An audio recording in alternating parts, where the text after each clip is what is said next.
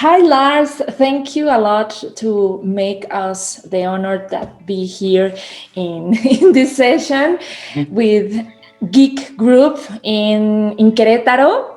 Thanks a lot. Where are you at the moment? Yeah, so today when we are speaking, I'm here in Costa Rica. We just did the Gross Global Happiness Summit last weekend, which was where I was speaking also and being a part of the program there, and then we just did a course on organizational happiness at the UN University also here in Costa Rica. So I have a good connection with Costa Rica and the Peace University, and I also have some customer here. So we are on the same time zone now. Yes, nice. Thank you a lot, Lars, to have a moment with us. So this group is. Many of us are part of human resources, so we have three questions, important questions about it.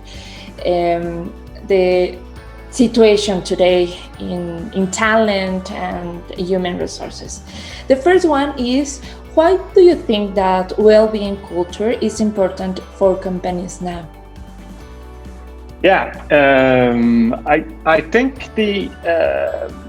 I think what we have always been focusing on motivation, employee engagement, and the recent years we've been talking more and more about well-being and also mental health. There's been a lot of that around with the COVID situation, where many people are working from home and so on. So I think I think we as leaders and as organization have a responsibility and a great opportunity to make strategies for well-being and organizational happiness. And I think from different perspectives, I think you can. I think I would say it's a win-win-win. So it's a win for the individual because your own well-being, your own happiness. That's what we all are looking for, right? And even for society, I think there is a win in terms of having happier, healthier people in our society. So I think even for governments and institutions, it's also a win. And then with what we are talking about, when you and I are talking about this, it's organizations, and there I think there is both having a culture of well-being and happiness to promote that, which is a really, really good business case also. So there is a win-win-win, I think, to do this and to work with. And I wanted to say, I think this is an important thing that with some of the customers I'm working with right now, also here in Costa Rica. It's not just introducing well-being. Very often we introduce well-being services. It's almost like employee services, like mindfulness and other things. But I think it's more than that. It's having a strategic priority from the top of the organization to say, we want to have happier, healthier employees because it's good for the employees and it's good for our organization and our business. Fantastic. So today is more than happiness. Is beyond happiness that make the difference in companies. But I think that is really true. Thanks. The next question is, how can how these companies can align to this new opportunity? Yeah. So you know this. I have my book here. So, and this is this book that became a bestseller in many countries. I think because one of the reasons was because it's not very academic. It's a lot about how do you actually do it, giving a recipe, and this gives you a platform to work on 3 different areas on organizational happiness. The first one is, we call it the happiness sweet spot, and that sweet spot is between purpose as the first one, telling what's your employer brand or your employer value proposition, or what's the story you tell to your employees and all your other stakeholders. The second one is strengths-based leadership, which is about what are the superpowers that you have in your organization.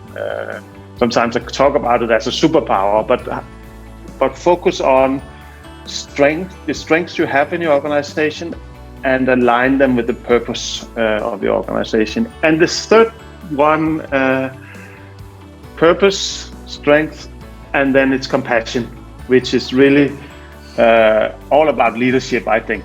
Compassion is, I want to say, this is something that interests me a lot these days, because many leaders are talking about empathy, being empathic, also in these situations right now, how we are in the world with the COVID situation and all. But I think it's more than empathic, because empathy can be like a passive thing. I think it should be compassion in action, and that's what leadership is, I think. So within these 2 areas, this is a platform. It is not like a one size fits all. It's not the total solution for you, but it's something that you can work with, so that makes it easy for you to address organizational happiness in your organization and make it a strategic priority. I think very often we talk a lot,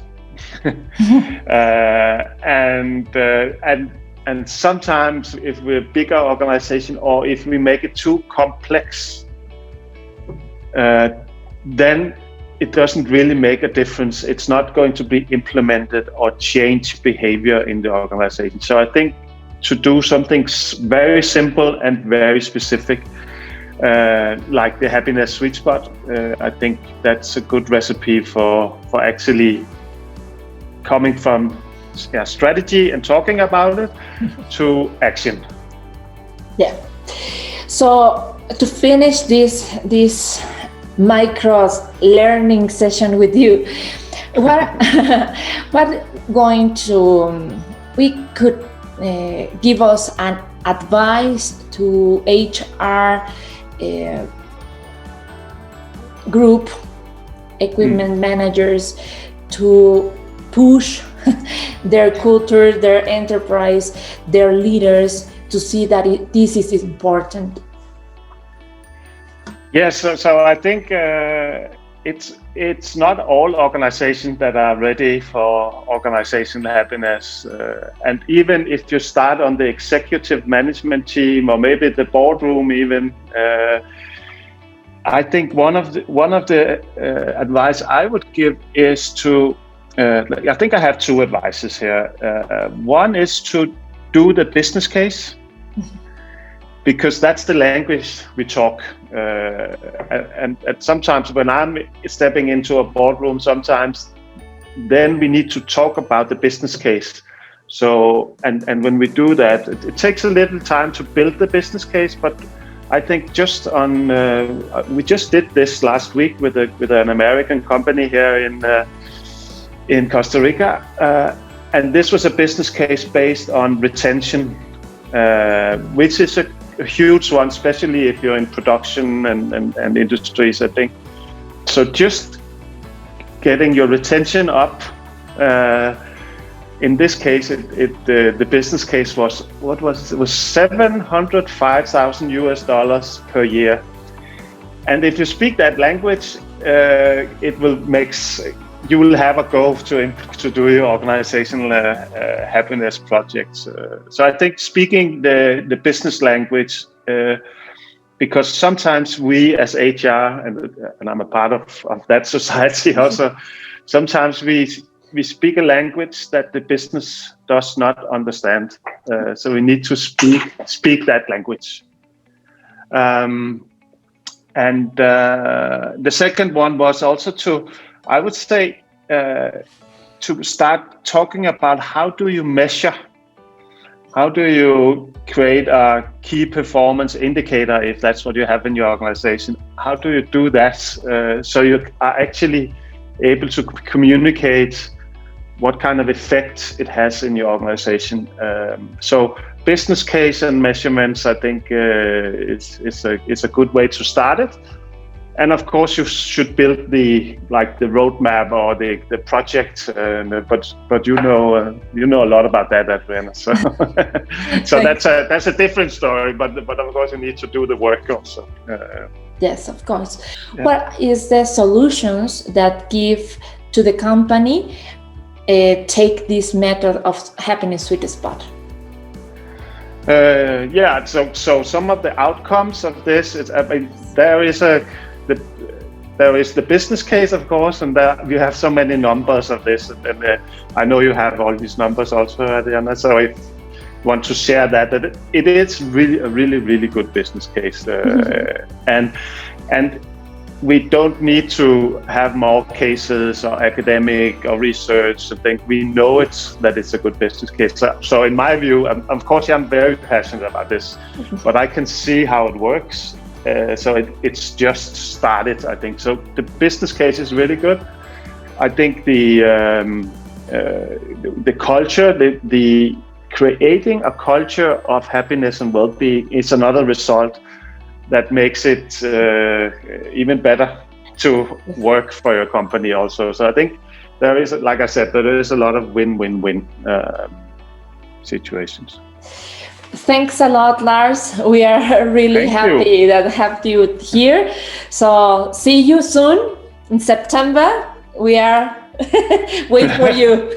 Thank you. Yeah, I'm looking forward to be in Mexico again. It's let's see how that plays out. I'm really looking forward to it to be in your country again. So thank you. Thank you, Lars. Thank you. Bye bye.